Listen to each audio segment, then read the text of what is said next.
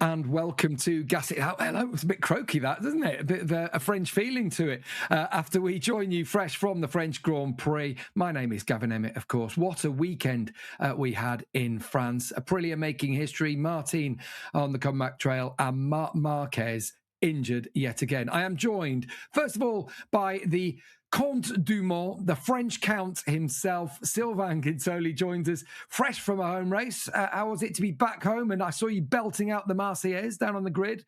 You enjoy the atmosphere? Yeah, the atmosphere was brilliant. Obviously, we didn't get, the fairy tale like last year, but you can't get that every year, can you? I mean, fairy tales they wouldn't be that good if they were happening every year. So we still got a great weekend. I mean, the atmosphere was unreal. Another new record, I think. There was more than 300,000 over the weekend.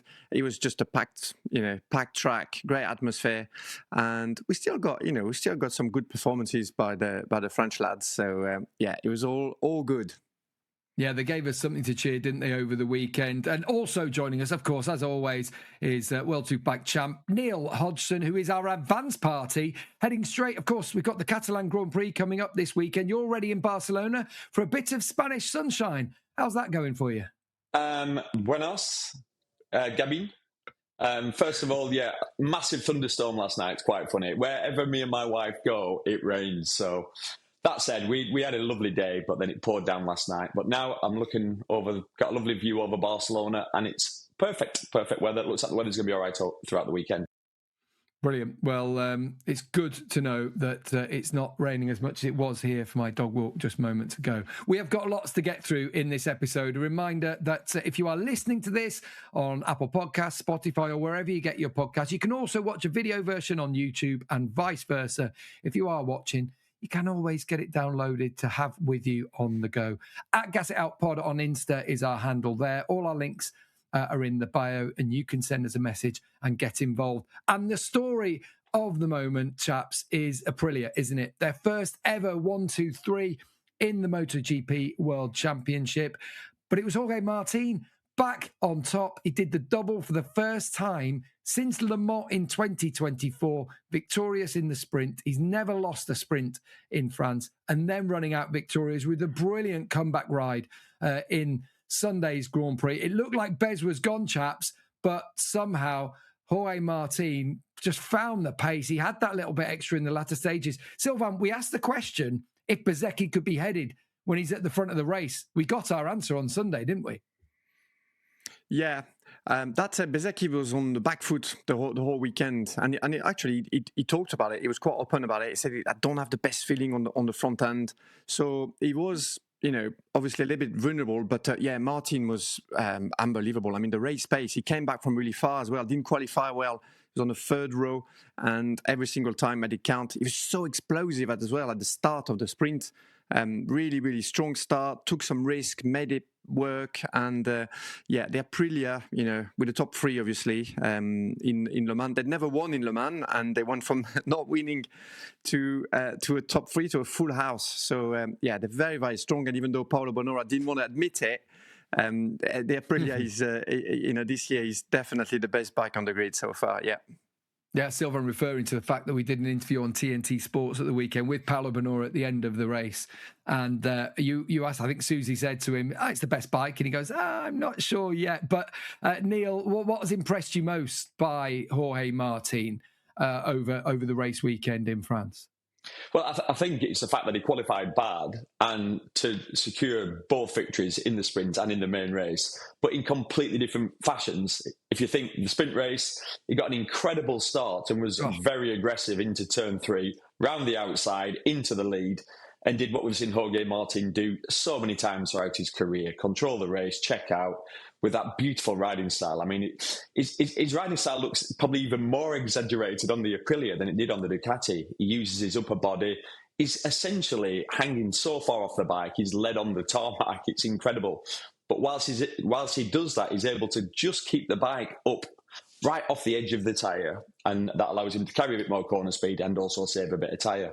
That was the sprint race, and then in the main race, it was the opposite. Didn't get the best of starts, but was patient. As we know early on in the MotoGP races, it is hard to make passes, but he was patient, picked them off one by one, and was lapping probably 0.3, 0.4 of a second faster than Marco Bezzecchi and worked his way to the front. And it felt inevitable that he was going to take the win. And he did it straight away. As soon as he got to the back of Bez, he let the brake off into turn 3, got the win, pulled a small gap. He literally made it look easy. What a rider. Do you know what? There's not many better riders when they're full of confidence, when they're in that sort of flow state. Jorge Martin is a little bit special.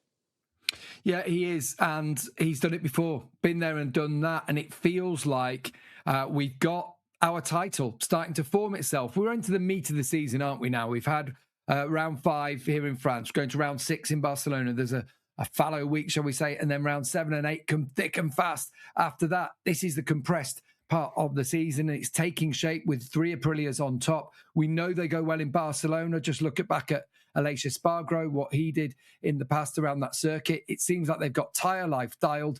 And I'd like a penny for your thoughts, actually, on Marco Bezzecchi. And I know Martin's the man of the moment, but how does Bezzecchi feel in all this? In fact, Sylvain, when you won the World Superbike Championship in 2014, you were on an Aprilia. In fact, Paolo Bonora was part of your crew, wasn't he, back then? Yeah. And you were doing battle that year, I know, with Tom Sykes, but also with Marco Melandri, who was your teammate in Aprilia that year. How we know what Ducati's like in a title battle. We've seen that. We've got that history. What's Aprilia like in a title battle? What's the atmosphere going to be like in the team, especially with Martin, the coming force?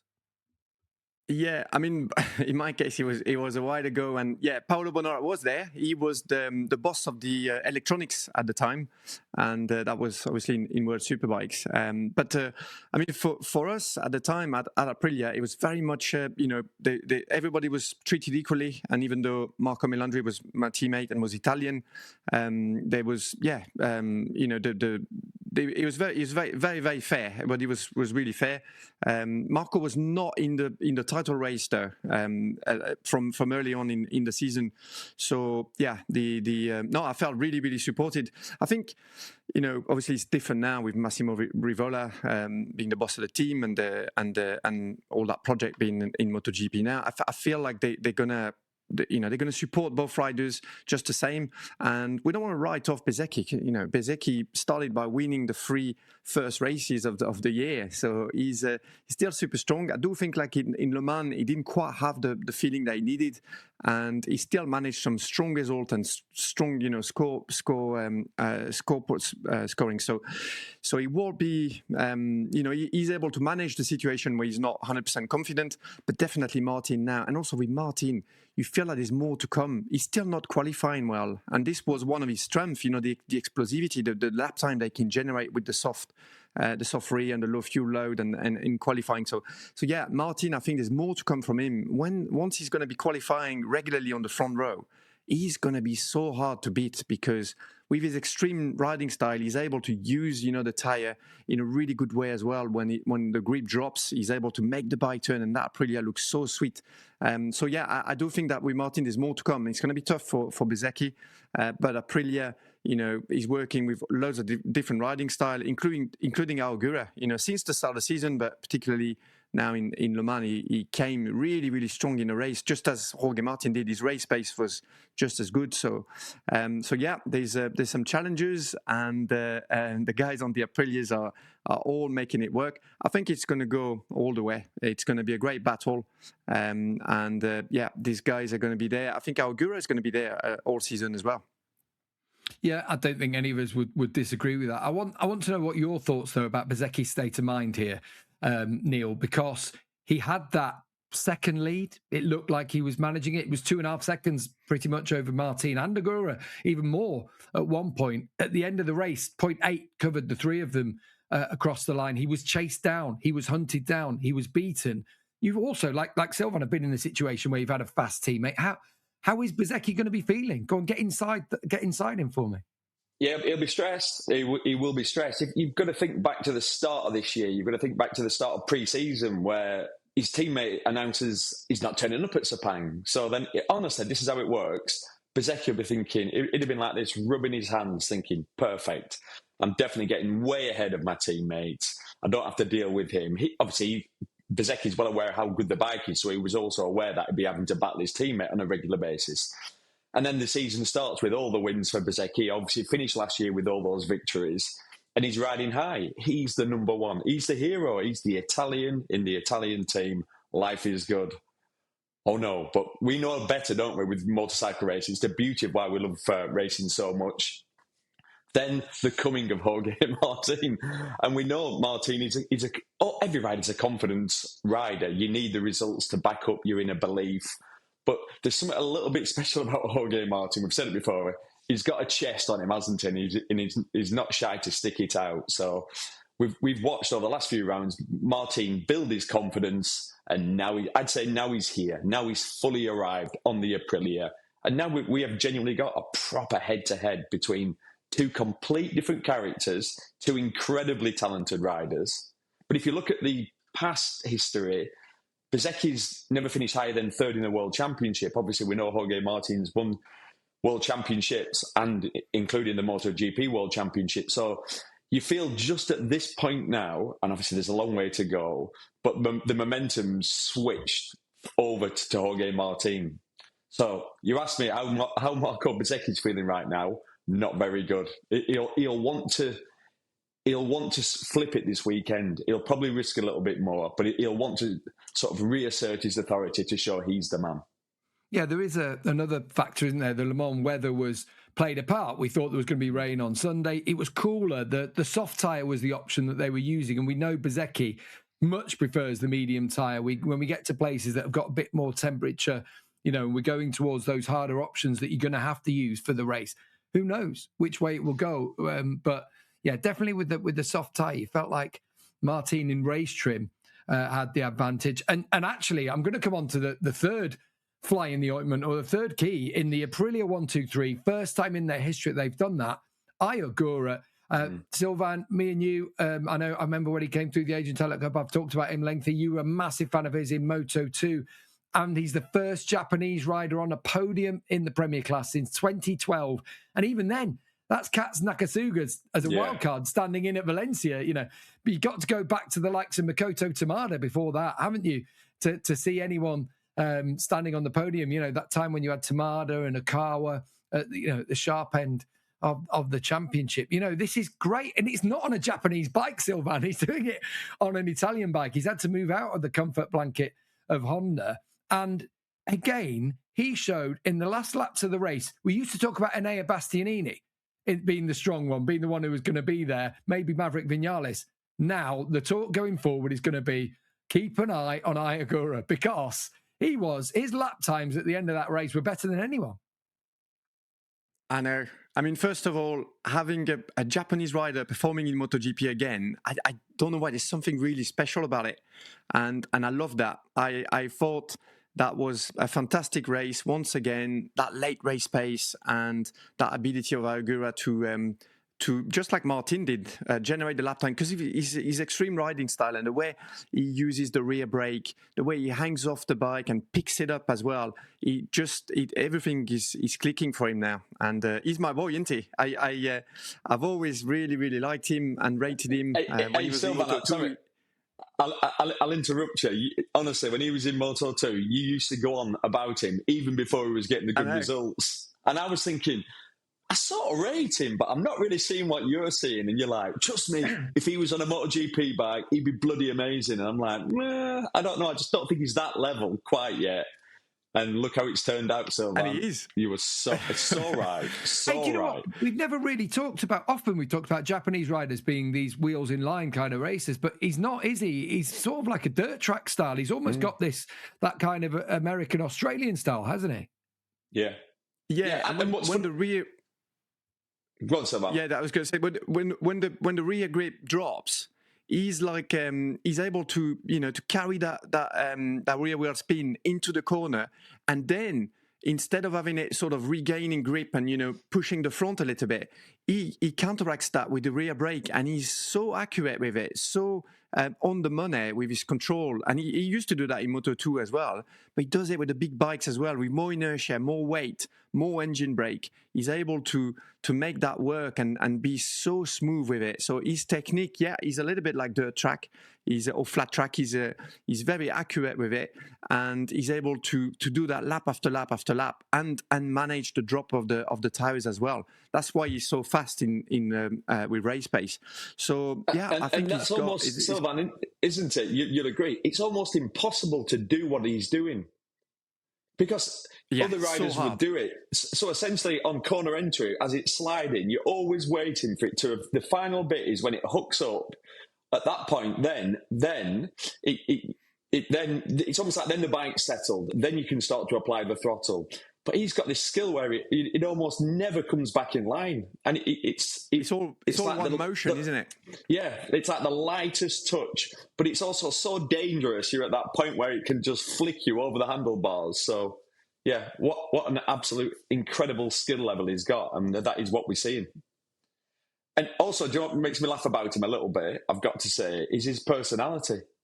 His personality is so funny because is the opposite of any sort of MotoGP rider. He's the most placid, introvert, quiet, shy, doesn't really care. It's almost embarrassing when you interview him because you go, "Aye, wah, blah, blah." You ask him a question with energy, and he just goes, "Yeah, I was pleased with the race." But he's not being rude. That's just the way he is. You know, it's just he's an all-round really intriguing individual.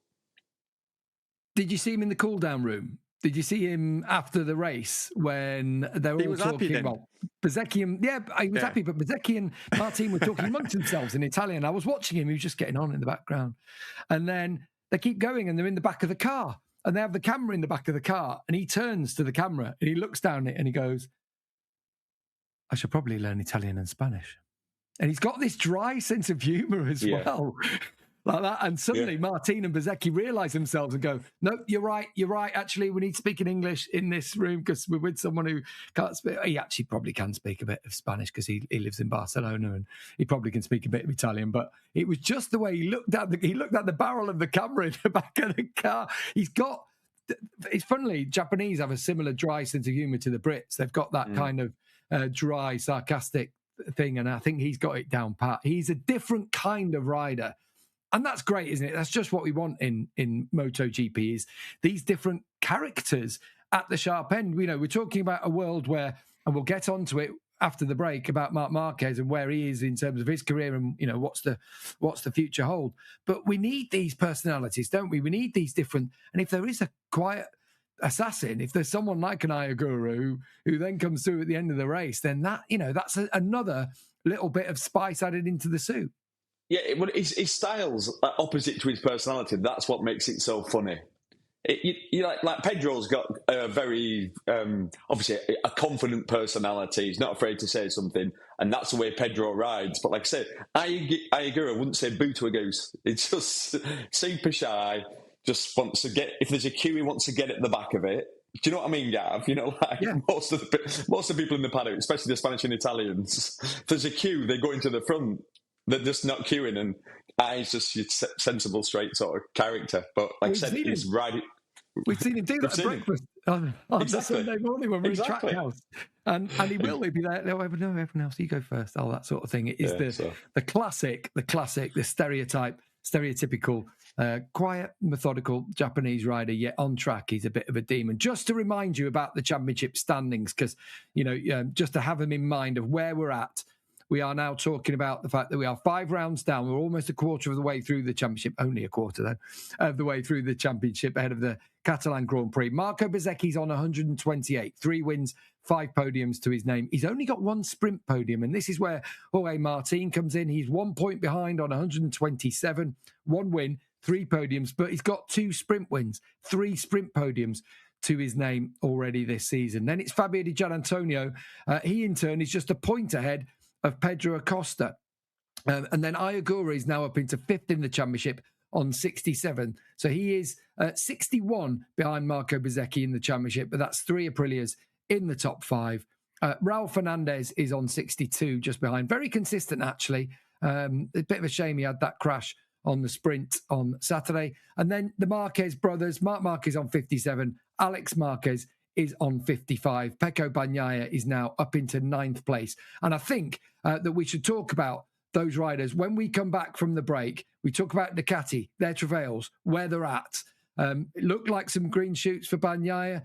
What's the story with Marc Marquez? Stick with us and we'll discuss it. Welcome back to Gas It Out. We have discussed all things Aprilia. Now it's time to get on to the thorny issue of Ducati. Where are we? Well, Marc Marquez crashed out of the sprint. He actually set the fastest ever lap of Le Mans on Saturday morning during the Q1 session. He got himself through to Q2. He was in second on the grid behind Pecco Bagnaia, and at the start of the race was sort of up there, dropped back, and then crashed out of 7th. He broke 2 bones in his foot, the 4th and 5th metatarsals in his right foot. And when announcing and speaking to us on Saturday evening that he was heading straight to Madrid for an operation on Sunday morning, he said he already had an operation planned on his arm to remove a loose screw. It's like the Maverick Vinales story all over again. This one in his arm rather than his shoulder. He's had the operation. We're told it's been a success. But I think, chaps, we got an answer. In fact, the Inside Ducati program that we all watch on Ducati, on YouTube, that they have, he basically had to announce to the team, look, I've been keeping something back from you. I know I've got this problem with the screw. You can tell I've been riding a bit weird. He had this weird, I don't know, he was confident when he spoke to us on Friday evening. He was calm. He didn't look right on the bike, but he didn't seem bothered about it. Then he pulled that out of the bag on Saturday morning. Then we found out more that he has been riding with something that is not a problem when he's walking around. It's only on the MotoGP bike. I've got so many questions to ask you guys, but Neil, where are we? Where are we with Marc Marquez? Where do you think? You were talking about retirement over the race weekend. Where are we at?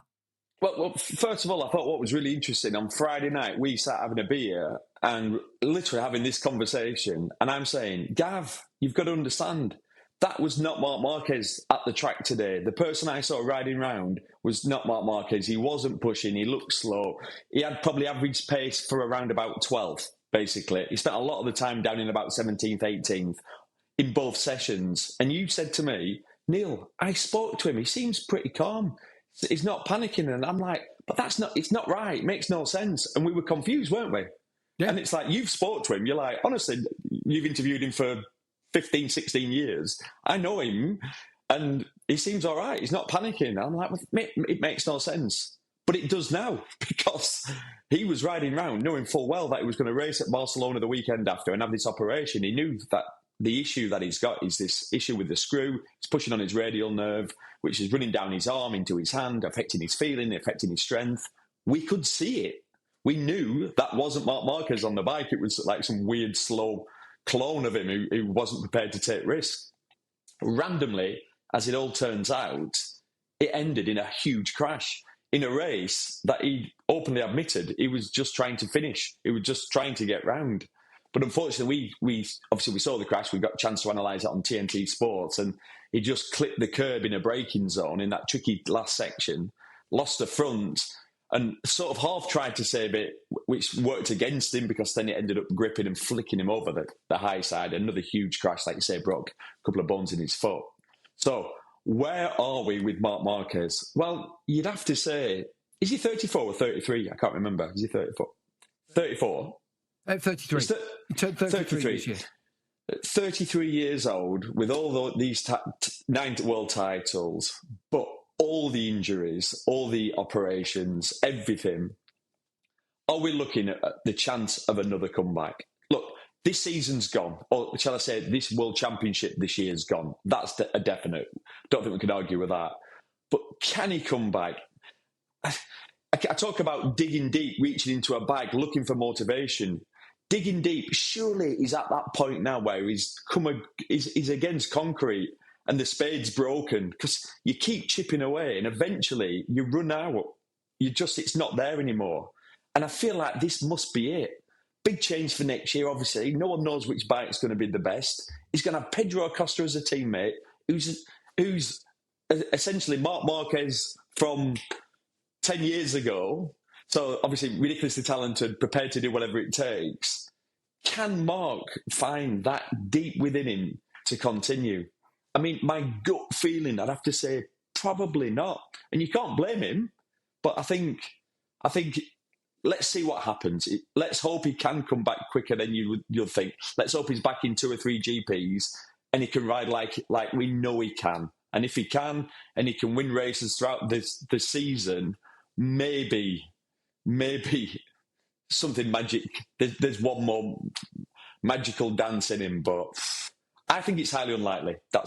And you know I'm a number one bloody Marc Marquez fan, but it's a big ask. Wow, you just admitted it. No, but he has a tendency, has a habit to prove the doubters wrong, and I think that's like his MO. That's the way he is. And Sylvain, I just wonder, one, do you think the championship's gone? But surely that Saturday morning, the 129.2 that he just did, I likened it to, you know, when you're playing golf and you're as terrible as I am at golf, and yet on the 18th, it's going to sound a strange analogy, but you're on the 18th and you absolutely cream a drive down the middle, and suddenly you think, well, I'm Tiger Woods. Here I am. You know, I might could take on the world here. I might as well turn professional with this one. And you know, you've shot 100. So, you know, you've had a terrible day, but it doesn't matter because you're back the next day or you're back playing the next week because you know, you feel you've got it. And I don't know, there was something about the way he spoke, even when he spoke to us on the Saturday night, when we've seen, you know, with the Ducati behind the scenes, is he just feels like it's another obstacle to overcome. And actually, because this was just pushing in the MotoGP riding position, it was just pushing on his radial nerve, that he feels that once he's got it out the way, a bit like Maverick Vinales, who is going to be back, by the way, at the Catalan Grand Prix, but Marc Marquez feels like once he's got the screw out the way, he is actually recovered. The doctors have told him the shoulder's okay. I can continue. And actually, despite these problems, I was sitting in 5th, now 7th in the World Championship. What do you think, Sylvain? What's your opinion on where we are? Because you're a fool, aren't you, in general, to write Marc Marquez off? Yes, and I also think that this... I am here, you know, Gav. I can't hear what you're saying. Absolute no. It's too late now, Neil. You've told us what you think, and I've made my bed. You can't change it. I've made my bed. No, I do think that the fact that this screw was pressing on his nerve, and that was the cause of the problems that he had since the recovery, basically, of this shoulder injury that he sustained in Indonesia last year with the contact with Bezzecchi. So this changes everything, because this means that I did think a little bit like Neil before this was announced and clear, because I was thinking, well, there's no solutions here, and this is it's not happening, it's not working, whatever is going on this recovery at the start of the season. So I was thinking, well, this is going to be hard now. You know, what do you do moving forward? Now this changes everything, because this means that there is hope of fixing this problem, and we don't know actually, because the nerve, when you got a nerve issue and potentially a nerve damage, or it can take a long time to recover from that, or it can also not recover at all. So hopefully the feeling comes back after that surgery, and now that they remove that screw, and we get the normal Marc Marquez, I would say. That said, he's also shown, I mean, I like the golf analogy, but to put a 29.2 in Le Mans together and doing it corner after corner after, you know, like getting it all right, it's a bit more than getting a lucky drive, you know, down the middle. A lucky drive would have chipped in. I don't know. And so it means that, you know, the talent and the speed is still there somewhere, and even though, you know, this nerve issue was hampering him, you know, for the race pace, or being able to reproduce the same movement and getting the same feel from the bike lap after lap, which is what you need to to be faster with the race pace. Marc was still able to put a lap together. So yeah, I think that now there is hope, for Marc and for us to see him, fully fit again. Hopefully that will happen very soon. And I don't know, like, we know that historically, writing him off, even for the championship this year, I mean, you never know. If he comes back in Mugello and feels 100%, could he go out and win 15 races in a row? Well, maybe. I mean, we don't know that. And he's that kind of rider, isn't he? Sorry, Sylvain, but if you think about it, he missed the last 5 races of last year and won the championship. Do you know what I mean? Yeah, so exactly. We've had 5, and he's already got points. So yeah, at least this year he's already got 57 points in the bag. He's won. That's what I mean. And finished on the podium in the other. And so you can't write him off. Exactly, but the reason I say I'm going to move on is because he'll be encouraged by Pecco Bagnaia's performance. He'll be encouraged that Pecco's now had 3 Saturday sprint second places in a row. He was running second in the race and dropped it. Now Pecco says they know what the problem is. There's talk of it being maybe a brake issue, I don't know, or tyre issue, that the tyres, they're very aware. Ducati are aware of what the problem is. But there's no doubt about it, is there, Neil? Pecco Bagnaia looked a lot more like his old self. Now, we've had false dawn after false dawn. We had the Japanese Grand Prix, for starters, last year, where, he took victory there in both the sprint and the main race. However, there was something about the performance over the weekend, wasn't there? That the way that he was braking into corners at a circuit where that has to be right on point with the downhill braking, the way that track exacerbates things, it means the way he looked on the bike, Pecco, the way he was able to break down into Garage Vert, I think that's one of those kind of corners where, it can skip up and we you can see the rear wheel. It was all in line, wasn't it? It looked like an old Pecco. So yeah, definitely. Not only is the encouragement for Pecco, but there's encouragement for Marc in that, isn't there? That Pecco, Digi, and Alex were all saying the bike with these, aero modifications they've had after their test, that felt like they've found a bit more of a direction. Yeah, they've definitely found a bit more of a direction. What's interesting, and we will eventually find out, we're not being told right now, but it's like that crash in Le Mans, he said, was the same as the one in Jerez. It's like he's saying it's not his fault. And for a rider of his experience to be saying that, I'm actually believing him. I don't think he would be saying it if it wasn't a fact. If you look at Alex Marquez, can't stay on his Ducati. There's a lot of people making mistakes on the Ducatis. And they're all sort of they've all got the same sort of body language going. They know, obviously, what it is or what's going on. We don't. What's incredible, what's hard to believe is we were there, obviously, in Japan. We watched Pecco dominate the whole weekend. Like, from that race, that night, he went out celebrating. You were out with him, Gav, wasn't you? Just random as it turned out. You were out with him in the bar. Marc had won the World Championship. Think about that evening. Think about those celebrations. And we're now 10 Grand Prix on. He's only managed to finish 2 of them. And in those 2, he scored 13 points. Imagine at the time, that night, when you had your arm around him, if you'd have said, hey, make sure you enjoy this moment. Enjoy it. Get off me. Do not touch me. Yeah, stop hanging around, Pecco, for God's sake. No, but obviously, we heard all the complaints from Pecco last year. There's been more positive comments this year, but something is still going on at Ducati. I'd love to get to the bottom of it. Like I said, we always eventually find out 5 months, 10 months later on, but we'll find out eventually. But I'm not just blaming the riders. Let's just say that. I think it sounds like Ducati are well aware. There is another test after Barcelona, isn't there? So that's going to be interesting to see, isn't it? Does Marc Marquez turn up for that if he's not able to ride the race? I don't think so. But, he's obviously going to be around. He's going to be around and there's going to be a really crucial test following that race. Just interrupting, Gav, also, just on Pecco, you would not want him as your penalty taker, would you? I mean, the World Cup's coming up and we saw him crash out of the race. He had 2 kicks. He kicked a straw bale first time. It was a terrible kick. And then he had to go up booting a cone. But you could see his body position was all wrong. He was leaning back. it was just all wrong. If he was taking your penalty, you know he's skying it over the crossbar. So, he needs to work on that. It was quite slapstick watching it. Did you think it was one of those funny moments? Thanks for the technique advice, Gary Lineker.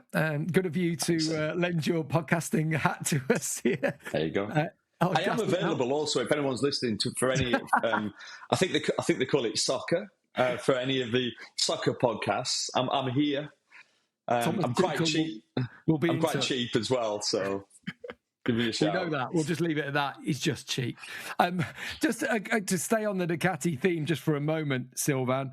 Fabio Giannantonio is the top Ducati in the World Championship. In fact, he does move up to third in the championship, so he's the closest challenger to the other to the two Aprilias at the front. There was a good little moment, wasn't there, at the end of the race, where he was battling. He was in behind Acosta for a long time in the race.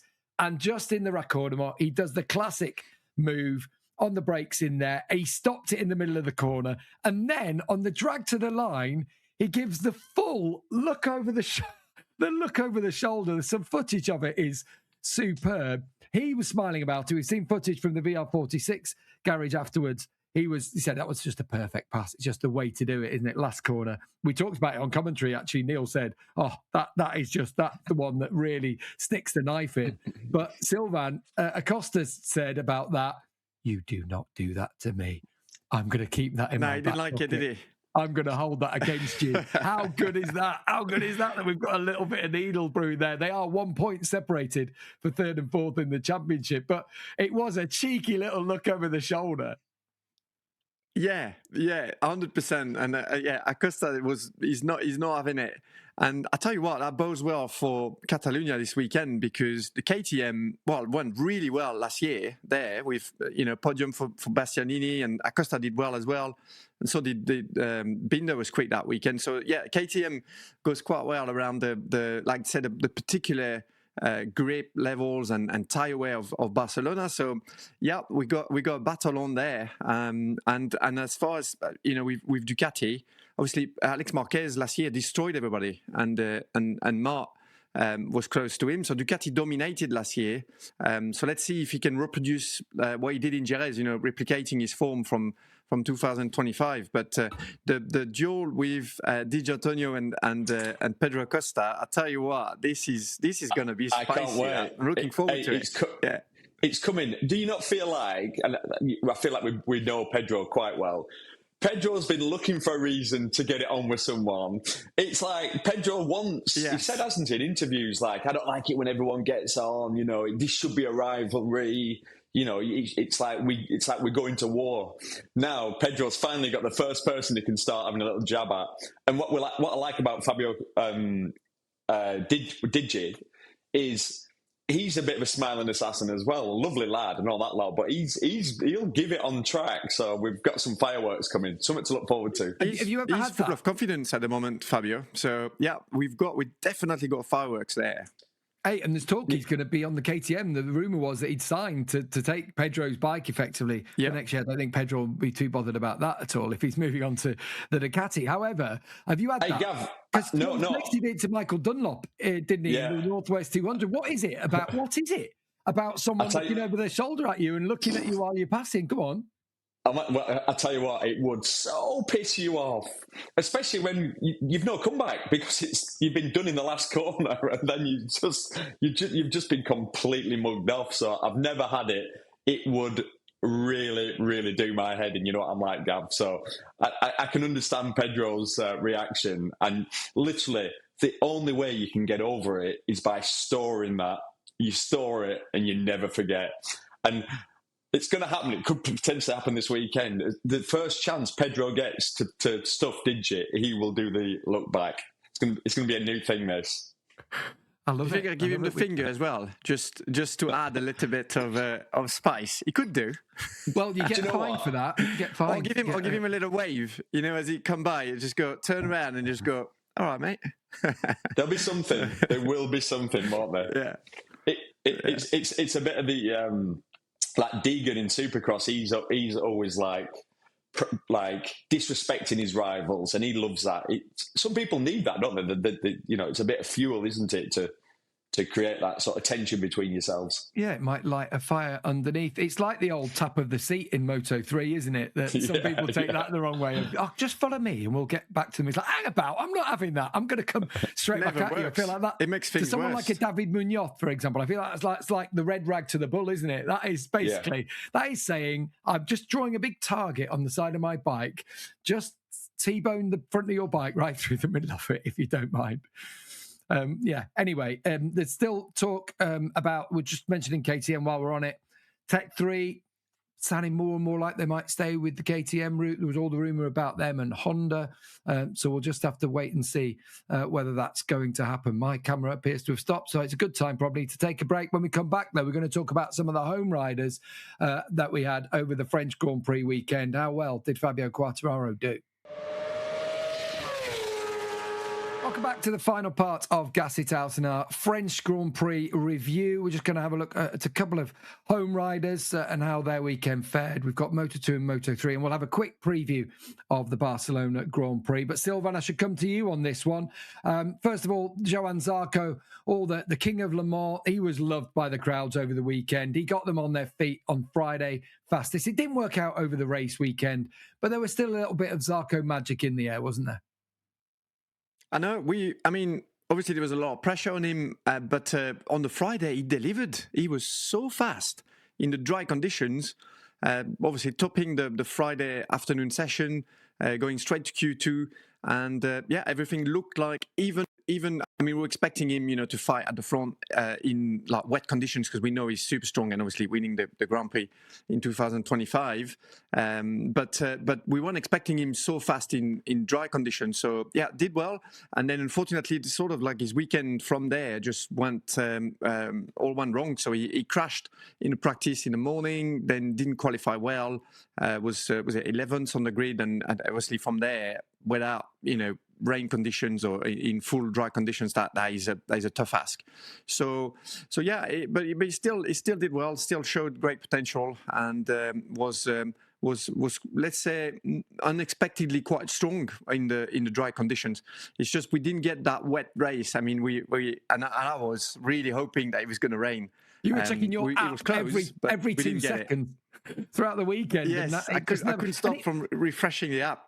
I tell you what, we were up there, myself and Neil, at turn 3 and 4, the chicane, just before the start of the race, and it's the highest point of the circuit up there. And there was a chill wind, and actually, we left the track. When we left the track, the rain was just outside the circuit, and obviously it dumped on Sunday evening. And you looked at the radar all day, and it felt like it was coming. It was circling the track. We were lucky in some respects. Maybe Zarco was unlucky in that respect, that rain didn't come. It felt like after the Friday heroics, he couldn't quite reproduce it when everyone else stepped up on Saturday. But talking of stepping up on Saturday, almost the opposite, Neil, was Fabio Quartararo, because on Friday, Alex Rins qualified through to Q2. And yet, on Saturday, Mario Meregali said to me, Fabio arrived on Saturday morning, a different rider, a different attitude. He felt like, and Mario said this to me, essentially, Rins being through to Q2 was like a rocket up his arse. And we saw a different Fabio when we went racing on Saturday. He got through to the second row of the grid. He was 5th in the sprint, 4 seconds behind. He was 6th in the main race on Sunday, having run up in second place. He was 6th across the line, 7.7 seconds off.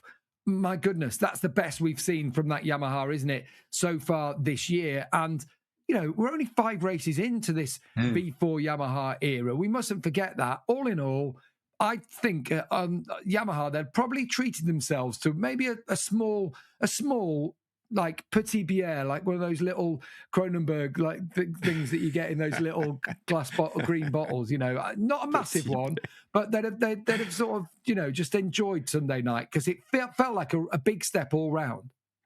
Yeah, 100%. I mean, they're not squirting champagne, but they'll be patting each other on the back. We knew what was going to happen this year. We knew it's quite clear how difficult it's going to be for Yamaha, for all the riders. And actually, you saw where the other riders were. They were in their usual spots, really battling for last. But Fabio, I mean, what a talent. You could see on all the straights, it wasn't quite maybe visual as much as I thought it would be. We saw it in some of the practice sessions where you could see the Yamaha riders losing just on straight line speed. Fabio was down about 6-7 kilometres an hour, which isn't a lot, but it's still enough where you're in a position where you get to a braking zone and the guy behind has not quite passed you, but they've sort of leveled you. So at that point, they don't have to brake in later, essentially.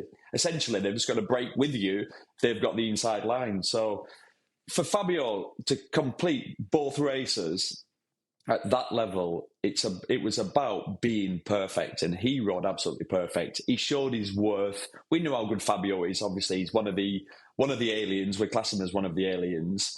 And sort of understandably, there's some weekends where, not that he can't be bothered, that'd be disrespectful to say that, but you push really hard, and let's be honest, when it's not quite working for you, what's the difference between a 12th and a 15th? Are you going to risk potentially going to hospital for that? You're probably not, are you? When you know you're leaving that manufacturer at the end of the year. So obviously it was Fabio's home race. Like you said, Gavin had a rocket up his arse because his teammate had out-qualified him on the Friday, getting directly through to Q2. So, but how good was it? Good to see Fabio up there. I love the livery, the one-off livery. The merch didn't look. I weren't too sure on the merch. The merch looked a bit weird. There's some strange hats. Why did you nick 3 caps then? Why did you take them with you? Hey, I'm from Burnley. I mean, come on. But I thought the bike looked amazing. Looked really cool. Well. And yeah, pleased for everyone at Yamaha. They needed that, didn't they? They needed it really. And obviously, like you've said, the race has come thick and fast now. So to get a little bit of a pat on the back for everyone, a bit of motivation, I think it's really important. Yeah, and great. I think it's great for the fans, wasn't it? As Sylvain said before, 112,000 on race day, a record Friday crowd, 90,000. It was great for us getting in and out of the track. All in all, a fabulous event, and that, I don't know, it just tops it off that a home rider can do that, isn't it? 5th and 6th, Saturday to Sunday, within that gap. Job well done. He was definitely one of the riders of the weekend. If you talked about them, Martin, Ogura, Quartararo, they're the trio, aren't they? They're the ones that have really stood up to be counted over the race weekend. I think before we just get on to a quick word about the Catalan Grand Prix coming up this weekend, we've got to speak about Moto2 and Moto3. Shortened races. Moto2 had another restarted race. It's becoming a little bit of the thing at the moment in their season, isn't it? But it was full points, even though it was a 9-lap shootout. And in the end, Izan Guevara running out victorious in that restarted race. That's 4 different winners in 5 races now. Gonzalez, Olgado, Aegis and Guevara. So still the likes of David Alonso have not won. There were 10, 11 last year in Moto2. This Pirelli era, Sylvain, of Moto2 is exciting, isn't it? And it's hard to get a feel for who's dominant in the championship. Everyone wants to step straight up into MotoGP. We've got a really good championship on our hands. Yeah, and we've got loads of rookies that are in their second year as well. And it seems like it's very unpredictable. And this weekend in Le Mans, I mean, who could have predicted Guevara was going to dominate like this? I mean, he topped every session. He was unreal. So much pace, so much control, and he destroyed everybody in the race as well. Maybe fueled as well by the talks and the rumors at the moment that are going on about him joining Pramac next year in MotoGP. So, if somebody told him, look, it's now time to make it count. And that's how it works sometimes. You get an opportunity or you get an opening, you do a couple of good or 3 races and the seat can be yours. So, very strong performance by Guevara. I was really impressed and wasn't expecting it. And that's what happened with the Giannantonio and Quartararo, isn't it? That's how they got into MotoGP with a perfect performances at the right moment. So, there is talk of the rider market in MotoGP. We've already spoken about the potential that Tech 3 might stay with KTM. There's rumours Davide Brivio's on his way to HRC. Trackhouse, there's potentially a seat there because Ogura's going to Yamaha. That's interesting in itself. I loved Merigali when I spoke to him on Sunday when I said, Martin and Ogura on the podium. How about that? When it sounds like they may be able to say something in a few days' time. He didn't deny it. He didn't deny it, did he? I'm pretty sure that is very much a done deal. So I just wonder, Neil, if you are Pramac, if you are a team manager, I'm not saying Gino Borsoi, Paolo Cambinotti have made the decision just yet. We've had wins for those names that I've mentioned. There's David Alonso waiting in the wings. There's talk he's signed for HRC. Who from Moto2 looks most MotoGP ready? That's $1 million question. Do you know what I'd be doing? I'd be trying to wait. Still, I'd be trying to wait. If you've got the luxury to wait to choose which rider, because there are so many good ones coming through, aren't there? I mean, Senna Regis winning 2 back-to-back. I know this weekend didn't go. The Milan weekend didn't go. No, wasn't awful, was it? I'm going to say it was still a solid result. Actually, it wasn't a nightmare, but. Guevara, like Sylvain said, dominating the weekend on the Boscoscura chassis, which is still not really classed as the favoured one. And then you've got Daniel Gardo, who sort of, it comes and goes. There's not actually, and everyone talks about David Alonso. Of course, he's the golden child. Like I said, they're saying that he had an injury, didn't he? He had an injury, didn't he? He does loads of riding. I know a lot of the riders now ride in between all the time. And we've seen that a little bit more and more now, riders picking up injuries. So, yeah, I don't know. This feels like a lot of words to say that you don't know. Yeah, I don't know. Genuinely don't know. And it's sort of a compliment to all the riders. I'm like, normally I'm quick to say, I'd have him all day long.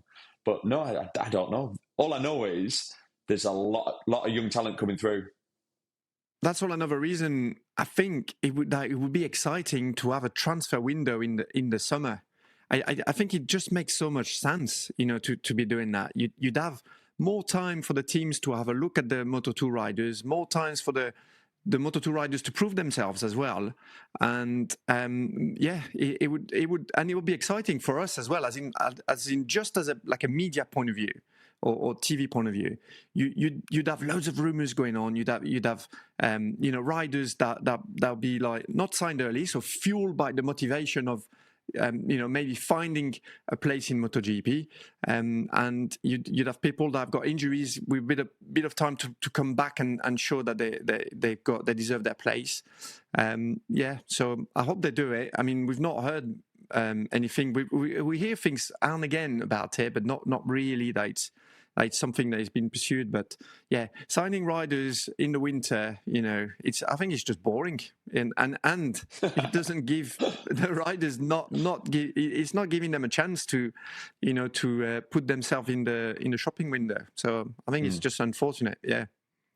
Someone else who's put themselves in the shopping window or the shop window is Maximo Quiles in Moto3, imperious in the wet conditions. The first time we've seen him race in proper wet conditions, he was brilliant, untouchable. That was a statement ride. There was no luck involved at all, was there?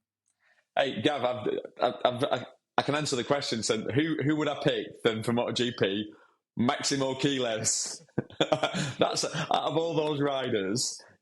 You watch him just dominate in all these different conditions with maximum pressure. It was a proper level playing field for the Moto3 boys. No wet sessions all weekend, no morning warm-up. And you start on a wet track, and he's the championship leader. He's everyone's talking about. He has all the pressure on him, really. He's the one who doesn't want to just lock the front on lap 1 and lose 25 points. But he just dealt with it like a seasoned pro, and and I've said this before, but he's a bigger rider, so he's at a slight probably weight disadvantage, if anything. His size and mass and weight, get him on a bigger bike. Jesus Christ, they're not going to see where he's gone. And add to that Le Mans in wet conditions is so treacherous. He's got no experience in the wet there. They didn't even get a session. And he just goes out, makes zero mistake. He's on the limit with the championship pressure. I thought this ride was, absolutely amazing. What he did, he checked out, controlled it. It was impressive, wasn't it? 46 points ahead already of. I'm just thinking about him. Just one thing, Gav, as well. So again, I know this is a rumour that's been floating around about CF Motor going into MotoGP with Aspar. I just saw it this morning when I was looking. I've seen it a few times. Obviously, I'm thinking of Quiles. Is that going to happen? Is that going to happen, or what are you hearing? So Aspar has a deal with CF Moto for 2030, 2031, they've got a deal. It's a partnership deal. It's like a sponsorship deal, ultimately. Then there's no CF Moto bike out there. It's a rebadge KTM. They have a manufacturing deal with KTM. They've had an engineering and sharing agreement before with KTM. The badge things muddies the issue. There are not going to be 2 more spots in MotoGP. I've read it. There won't be. There are 22. That's the deals being done between Lin Jarvis or Massimo Rivola, whoever, and with Liberty for it to be an 11-team MotoGP World Championship. So I've seen this talk of Aspar being the 23rd and 24th bikes. The Suzuki, essentially, the Suzuki sort of the slot no longer exists now. If you're, but surely, Gav, if you are, Dorna or MotoGP Sport Entertainment Group, if you are that group, you want CF Moto, a massive Chinese manufacturer, in your championship, don't you? I agree, but you want Aprilia, but you force Aprilia to join up with Gresini team. You force them to be with the teams that were already in the championship. The reason my opinion is that they won't. No, they could have. The Gresini team was different. They chose to do it because they going had to. via a private entity. They had to do it. They could get the.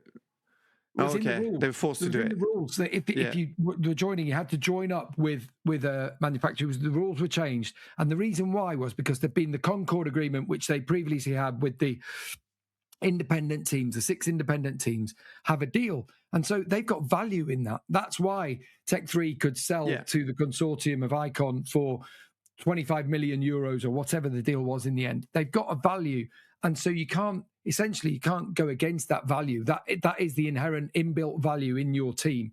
And so the concept of there being a 23rd and 24th just given to the Aspar team, I just don't think that's going to happen. You want CF Moto in, you do, but you force them to go with one of the teams, one of the franchises that from next year they will be an 11-team franchise, and there's value in that. Now, of course you want CF Moto. Could you bend the rules to do it? Potentially, of course you could. But also for the manufacturers. I don't think that's going to happen. If 11 entities had to share, a certain percentage of the revenue, whatever their deal is going to be, if you got 12 to share instead of 11, that small share there, if it's a manufacturer that is going to bring, a massive growth to the championship, you are, as a manufacturer, as the other manufacturer, you're benefiting from that as well. So I don't see why a deal couldn't be made there as well. I personally think it would be a massive thing for the championship to have such a leading manufacturer from a new country, from China, which is a huge market. I think there's only winners there. So I could see what I could see is there to be a tie-up with someone, with one of the teams that's there, one of the 6 teams, whether it be a Gresini or whether it be they own Calix. They bought Calix. CF Moto owns Calix now. Absolutely. So, potentially they plan to build a bike. However, the question is going to be, for me, the deal that they're going to have to do they're basically going to have to do a deal with one of the teams. They are going to have to do that. Now, is that with KTM? Do they do it with, they do it through their deal that they've already got, and you have one branded as a KTM and one branded as a CF motorbike, or do they build their own bike, lend some... So could they use Tech 3, for example? Put some extra bits on it. Like in Formula One, you have, Mercedes are building cars for McLaren, and they just give them that, and then McLaren put their own bits on. Do you do something like that? So...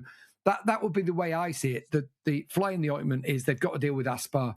They can probably go around that. But anyway, that I just don't see there being a 23rd and 24th bike is my take on it, because of the value that there is in that. I think they'd have to go into a deal with another team. And, if you are the other teams and you're making this 11-team deal, that's your value. Your value is to go to the Chinese brand. You want to be in here, and this is great for the championship. Well, do me the deal. I'm Gratini here. Bring me whatever you want to spend. Come on, stump up the cash. That's why I'm here. That's why I, some teams are not just about breaking even, but they're doing okay. But they are. The value that Tech 3 have realised is not real until someone comes in and spends the money to do it. It's just a piece of paper, isn't it? So it's fascinating, but I would see it would have to be with a team. And obviously their golden boy, currently is Max Quiles there. It's also David Alonso, isn't it? From what he did, the 14 races that he won in the previous year. So, yeah, it is an interesting thing. Just a quick word while we can, because to remind everyone, we're going to Barcelona. We're going to the Catalan Grand Prix. Neil's already there this weekend. It's a really quick turnaround. It's that part of the season. If you have got a lasting injury, like we talk about David Alonso or Marc Marquez missing, Maverick Vinales is supposed to be back. It's a challenging circuit, isn't it, Neil, in terms of grip levels, in terms of tyre life. The challenges that Barcelona throw up is, I'm not saying unique, but it's an aggressive circuit, isn't it? Yeah. It's a strange old track. Loads of really long corners. It's a track that gets used a lot. The surface is super polished. So if you can picture the tarmac, when it's fresh tarmac, essentially all the stones are sharp and grippy and offer loads of traction. This place, it's like they're all marbles. They're all super polished. Gets ridiculously hot here in summer. That said, this weekend looks really cool. It looks like it's going to be low 20s. Normally when we come here a little bit later on in the year, it's steaming, and I mean steaming. It's usually mid-30s. The track temperature gets over 50 degrees, which makes grip at a real premium.